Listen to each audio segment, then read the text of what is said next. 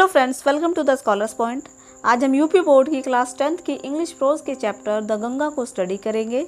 The Ganga को लिखा है इंडिया के first prime minister Pandit Jawaharlal Nehru ji ने। इस चैप्टर में उन्होंने रिवर गंगा के बारे में, अपने अटैचमेंट के बारे में बताया है कि क्यों वो गंगा नदी के प्रति इतने अटैच्ड थे, क्यों गंगा नदी उनके दिल के इतने करीब थी, क्योंकि इसमें गंगा नदी के साथ उनकी बहुत सी बचपन की यादें जुड़ी हुई थी। इसके अलावा इस चैप्टर में उन्होंने अपनी अंतिम इच्छा और अपनी वसीयत के बारे में भी लिखा है। तो आइए अब इस चैप्टर को हम शुरू करते हैं और जानते हैं कि पंडित जवाहरलाल नेहरू जी की अंतिम इच्छा क्या थी। चैप्टर का नाम है द गंगा, यानी कि गंगा नदी। I have received so much love and affection from the Indian people। इस चैप्टर को क्योंकि पंडित जवाहरलाल नेहरू जी ने लिखा है तो उन्होंने खुद इसे अपने ही शब्दों में व्यक्त किया है। I have received, तो पंडित जवाहरलाल नेहरू जी कहते हैं कि मैंने प्राप्त किया है so much, इतना ज़्यादा, लव एंड अफेक्शन, प्रेम और स्नेह, फ्रॉम, से, द इंडियन पीपल, भारतीय लोगों से। मैंने भारतीय लोगों से इतना ज़्यादा प्रेम और स्नेह प्राप्त किया है दैट की नथिंग, कुछ भी नहीं, that I can to do,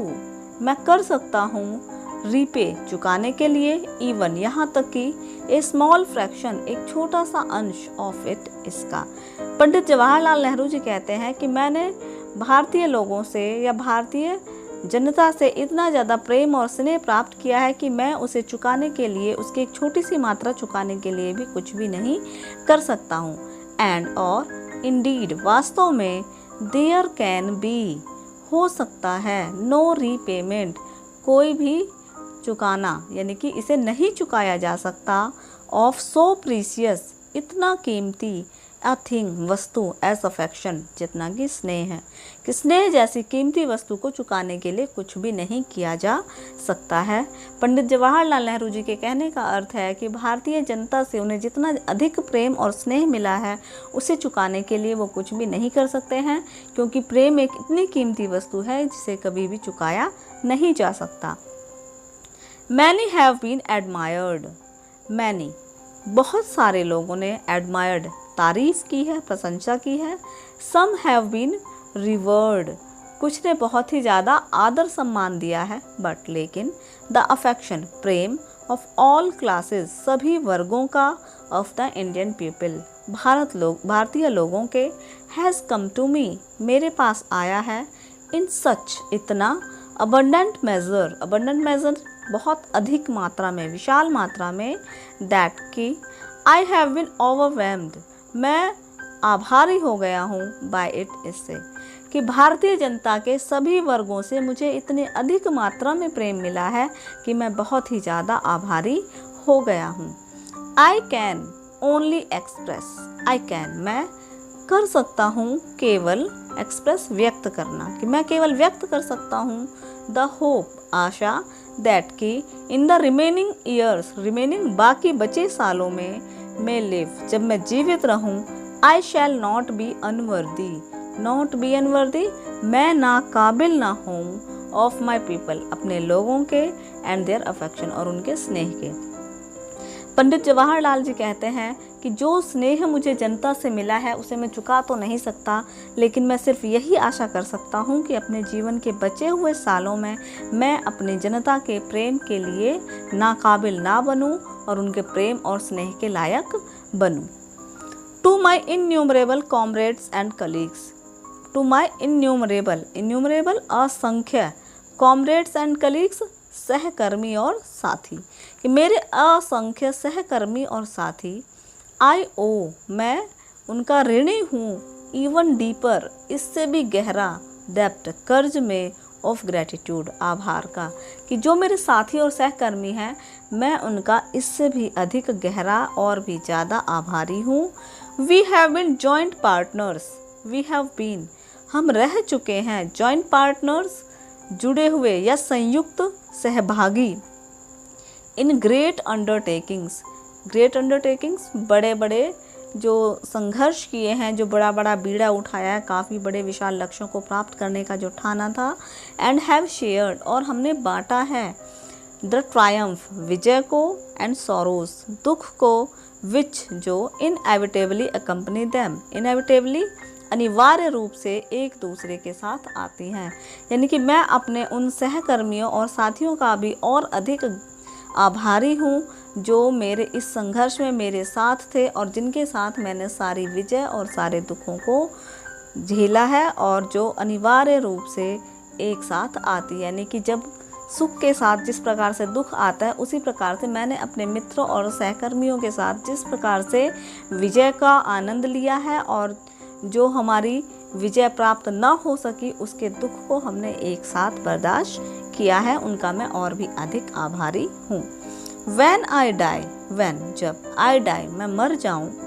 I should like मैं पसंद करूँगा, my body मेरा शरीर to be cremated उसका अंतिम संस्कार किया जाए। यानी कि मृत्यु के बाद जब अंतिम संस्कार किया जाता है तो पंडित जवाहरलाल जी कहते हैं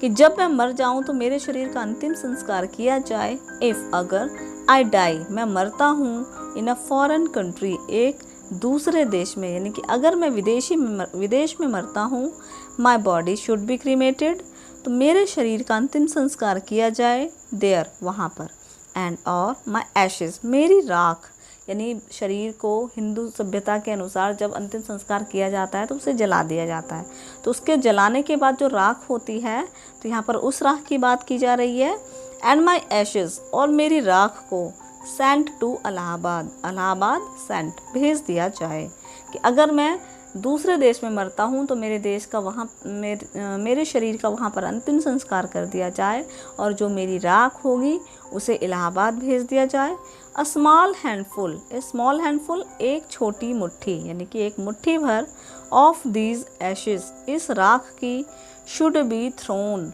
उसको फेंक दिया जाए इन द गंगा, गंगा में, and the major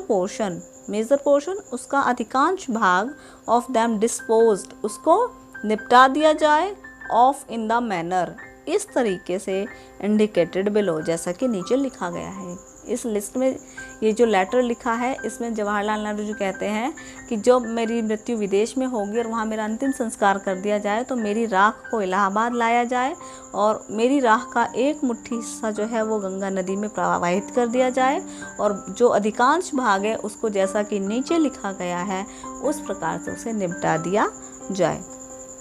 no part of these ashes इस राख का किसी भी हिस्से को नहीं, शुड बी रिटेन्ड और प्रिजर्व रिटेन धारण करके रखा जाए और प्रिजर्व या संभाल कर रखा जाए, यानी कि मेरी शरीर की जो राख है उसके किसी भी हिस्से को बचाकर या प्रिजर्व करके नहीं रखा जाना चाहिए। जवाहरलाल नेहरू जी आगे कहते हैं माई डिज़ायर मेरी इच्छा, टू हैव ए हैंडफुल एक मुट्ठी, ऑफ माई एशेज मेरी राख का, थ्रोन इन गंगा गंगा में फेंका जाना, एट इलाहाबाद इलाहाबाद में, हैज़ नो रिलीजियस सिग्निफिकेंस इसका कोई भी रिलीजियस धार्मिक सिग्निफिकेंस महत्व नहीं है। पंडित जवाहरलाल नेहरू जी कहते हैं कि मेरी राख को गंगा में बहाने के पीछे मेरा कोई भी धार्मिक महत्व नहीं है। कहने का अर्थ है हिंदू सभ्यता के अनुसार जब किसी की मृत्यु हो जाती है तो उसकी राख की एक मुट्ठी जो है वो गंगा नदी में प्रवाहित करने से उसकी आत्मा को मोक्ष की प्राप्ति होती है। लेकिन जवाहरलाल जी कहते हैं कि मेरा ऐसा कोई धार्मिक महत्व नहीं है, मैं इस धार्मिक कारण की वजह से अपनी राख को गंगा में मिलाना नहीं चाहता हूँ। So far as I am concerned, so far as जहाँ तक आई एम कंसर्न्ड मेरा विचार है या मेरा मानना है, I have no religious sentiment in the matter, no religious sentiment कोई भी धार्मिक भावना नहीं है इन द मैटर इस मामले में, कि जहाँ तक मेरा विचार है इस मामले में मेरी कोई भी धार्मिक भावना नहीं है। यानी जवाहरलाल नेहरू जी की कोई धार्मिक भावना इसके पीछे नहीं है। I have been attached, I have been attach, attach means जुड़ा हुआ, मैं जुड़ा रहा हूँ, टू द गंगा गंगा से, एंड द जमुना जमुना नदी से, इन इलाहाबाद इलाहाबाद में, एवर सिंस माई चाइल्डहुड मैं अपने बचपन से इलाहाबाद में गंगा और यमुना नदियों से जुड़ा हुआ रहा हूँ। As I have grown older, as जैसे, आई हैव ग्रोन ओल्डर मैं बड़ा हुआ, दिस अटैचमेंट यह लगाव, हैज़ ऑल्सो ग्रोन वह भी बढ़ा, कि कहते हैं कि बचपन से ही मुझे इस नदी से लगाव है, गंगा यमुना नदियों से मुझे लगाव है, और जैसे जैसे मैं बड़ा हुआ मेरा लगाव भी बड़ा होता चला गया। आई हैव वॉच्ड, मैंने देखा है, देयर वेरिंग मूड्स, वेरिंग बदलते हुए, मूड्स को, स्वभाव को, एज द सीजन चेंज्ड, जैसे ही सीजन मौसम चेंज्ड बदला, जैसे ही मौसम बदलता है वैसे ही इन नदियों का स्वभाव भी बदल जाता है। एंड हैव ऑफन थॉट, और अक्सर सोचा, ऑफ द हिस्ट्री, इतिहास के बारे में, and myth and tradition and songs, myth जो धार्मिक भावनाएं होती हैं, जो धार्मिक कहानियाँ होती हैं, ट्रेडिशन परंपरा, सॉन्ग गीत, स्टोरी कहानियाँ, हैव बिकम अटैच्ड, और भी ज़्यादा जुड़ाव हो गया, टू देम उनसे, थ्रू द लॉन्ग एजेस, युगों लंबे, become part of their flowing water, जो उसके बहते हुए पानी का एक हिस्सा है। पंडित जवाहरलाल नेहरू जी कहते हैं कि जैसे जैसे मैं बड़ा होता गया, गंगा और यमुना नदियों से मेरा लगाव भी बड़ा होता गया। मैंने गंगा और यमुना के बदलते हुए स्वभाव को देखा है, जैसे ही मौसम बदलता है, और अक्सर मैंने इसके इतिहास के बारे में सोचा, और इससे जुड़ी हुई पुरानी कहानियों के बारे में, परंपरा के बारे में, गीतों के बारे में, और उनसे मैं जुड़ा हुआ हूँ लंबे युगों से, और इसके बहते हुए पानी के साथ मैं इस सारी चीज़ों से जुड़ा हुआ रहा हूँ। द गंगा स्पेशली, मुख्य रूप से, इज़ द रिवर, नदी है, ऑफ इंडिया, भारत की। गंगा मुख्य रूप से भारत की नदी है। Beloved of our people, beloved प्यारी, ऑफ आवर पीपल अपने लोगों की, और अपने लोगों की प्यारी है, यानी भारत के लोगों को गंगा नदी बहुत प्रिय है। राउंड विच, जिसके चारों ओर, इंटरवाइंड जुड़ी हुई हैं, रेशियल मेमोरीज, उसकी जातिगत यादें, कि जिसके चारों तरफ लोगों की जातिगत यादें जुड़ी हुई हैं। हर होप्स, उसकी आशाएं, एंड फियर और डर, हर सॉन्ग्स ऑफ ट्रायम्फ, उसके विजय के गीत, हर विक्ट्रीज, उसके विजय, एंड हर डिफीट्स, और उसकी हार, कि गंगा नदी के साथ भारत के लोगों की विचारधाराएं जुड़ी हुई हैं, उनकी भावनाएं जुड़ी हुई हैं। She has been a symbol, she has been, वह रह चुकी है, सिंबल प्रतीक, इंडियाज़, भारत के, एज लॉन्ग कल्चर, युगों पुराने, कल्चर एंड सिविलाइजेशन, यानी कि सभ्यता और संस्कृति की। गंगा नदी भारत के युगों पुराने सभ्यता और संस्कृति का प्रतीक रह चुकी है। एवर चेंजिंग, हमेशा बदलती हुई, एवर फ्लोइंग, हमेशा बहती हुई, यट, फिर भी, एवर द सेम गंगा, फिर भी हमेशा एक जैसी गंगा, कि गंगा हमेशा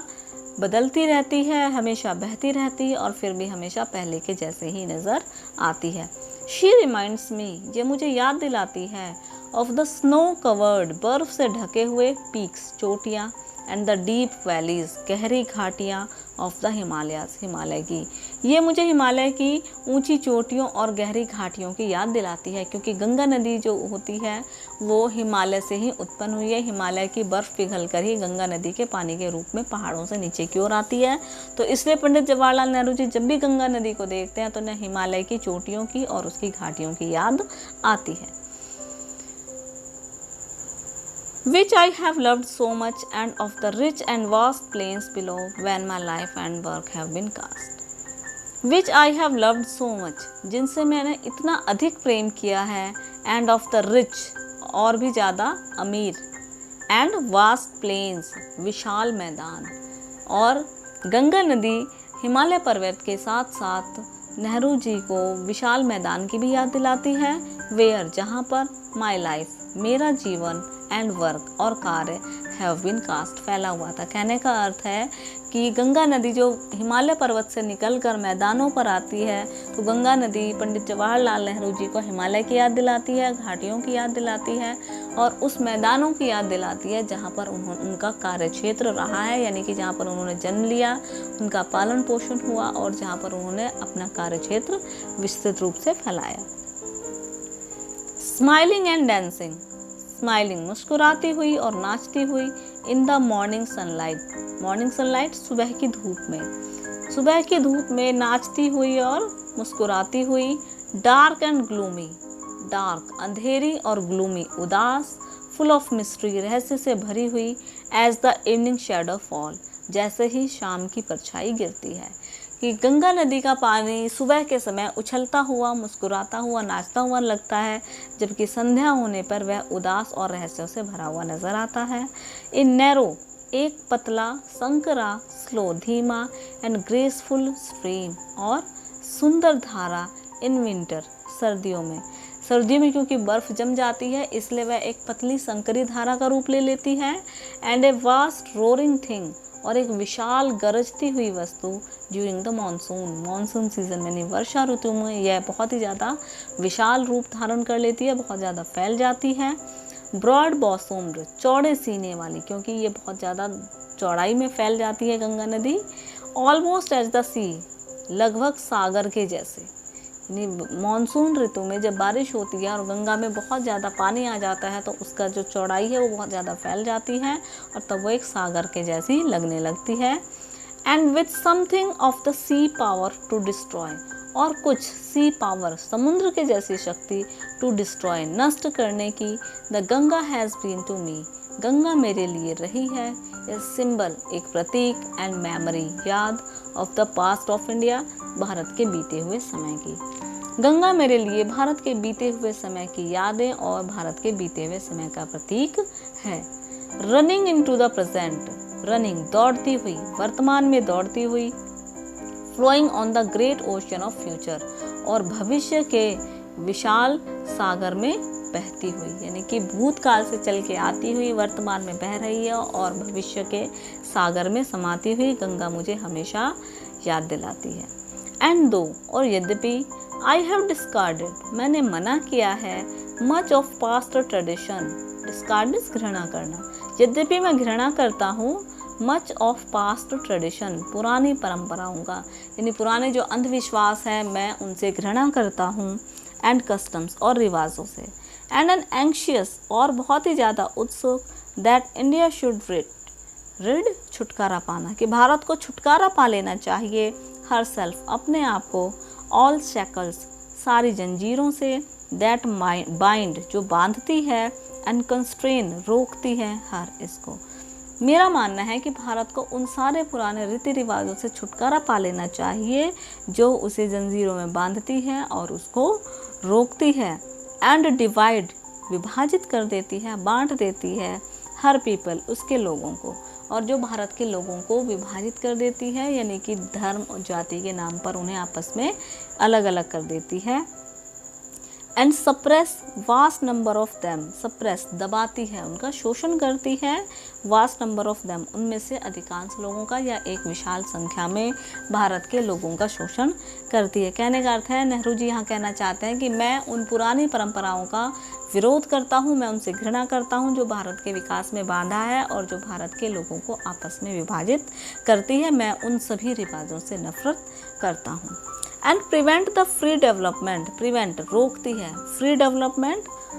स्वतंत्र विकास को, of the body and the spirit, body, शरीर के, और स्पिरिट, आत्मा के, और जो शरीर और आत्मा के विकास को रोकती है, मैं ऐसे रिवाजों से घृणा करता हूँ। दो, यद्यपि, आई सीक ऑल दिस, मैं यह सब ढूंढता हूँ, सीक, ढूंढता हूँ, येट, फिर भी, आई डू नॉट विश, मैं इच्छा नहीं करता, टू कट, अपने आप को कट, यानी कि अलग करने की, माई सेल्फ, स्वयं को, from that past completely, from that past, उस भूतकाल से या उस बीते हुए समय से, कम्प्लीटली, पूर्ण रूप से, मैं अपने आप को उस बीते हुए समय से पूर्ण रूप से अलग करना नहीं चाहता।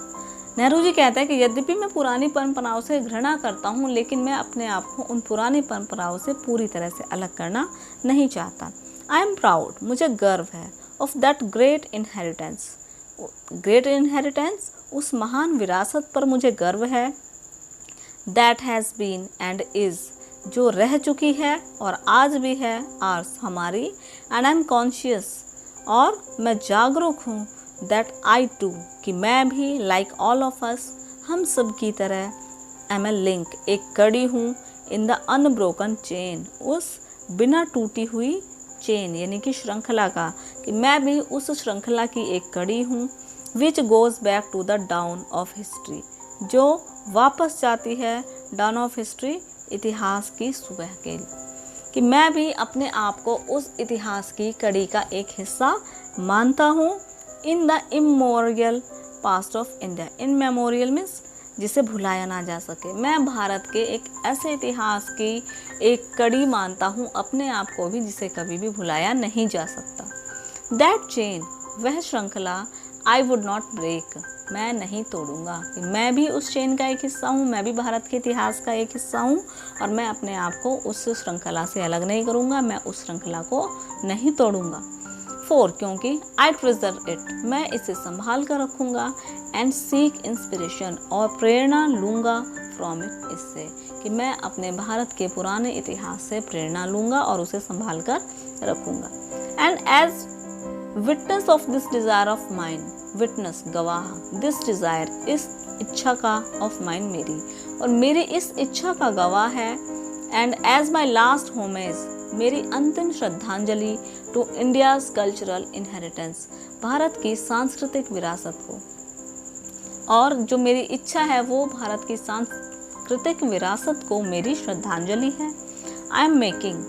दिस रिक्वेस्ट, मैं यह प्रार्थना करता हूँ, दैट की ए हैंडफुल ऑफ माई एशेज,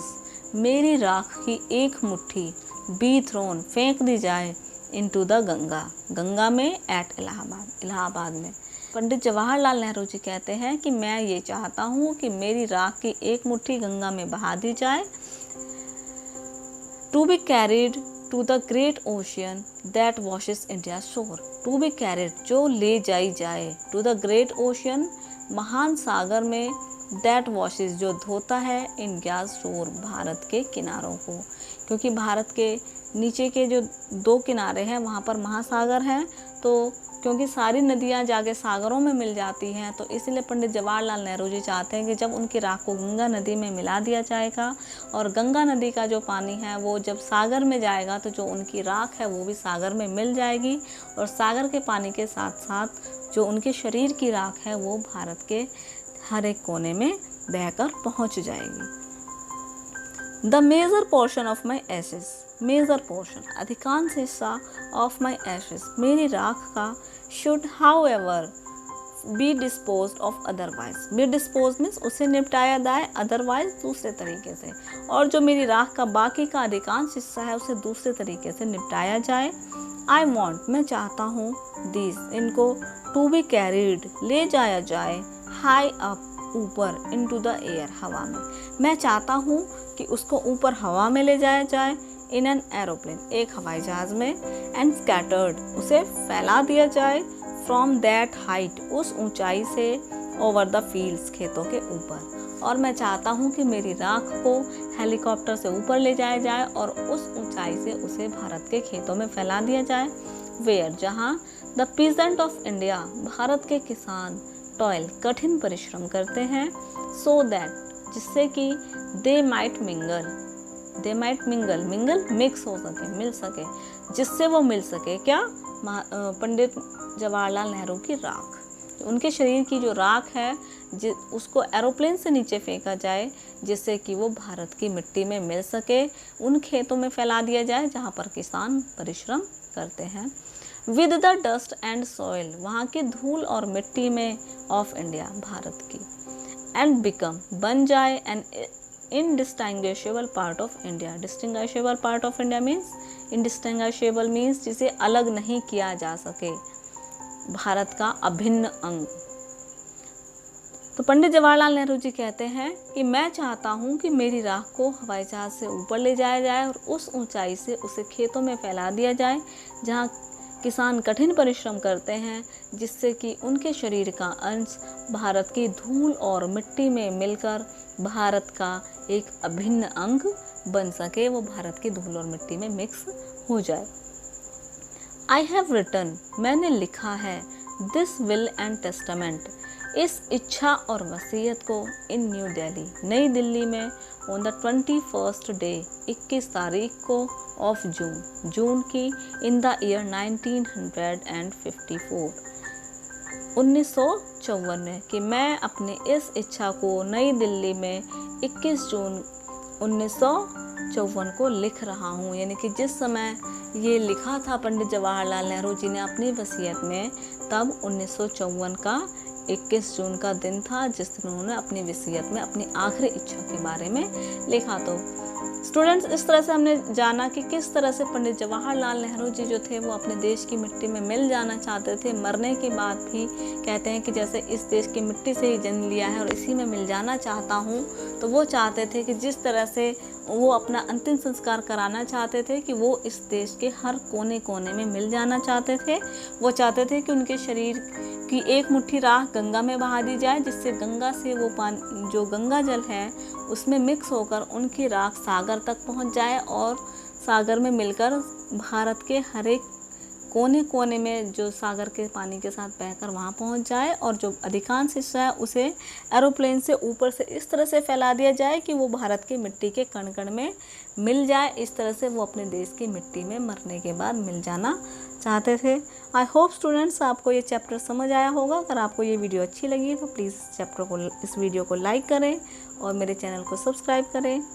और बेल आइकन को प्रेस करना ना भूलें, ताकि आपको मेरी आने वाली अगली वीडियोस की नोटिफिकेशन टाइम पर मिल सके। Thanks for watching.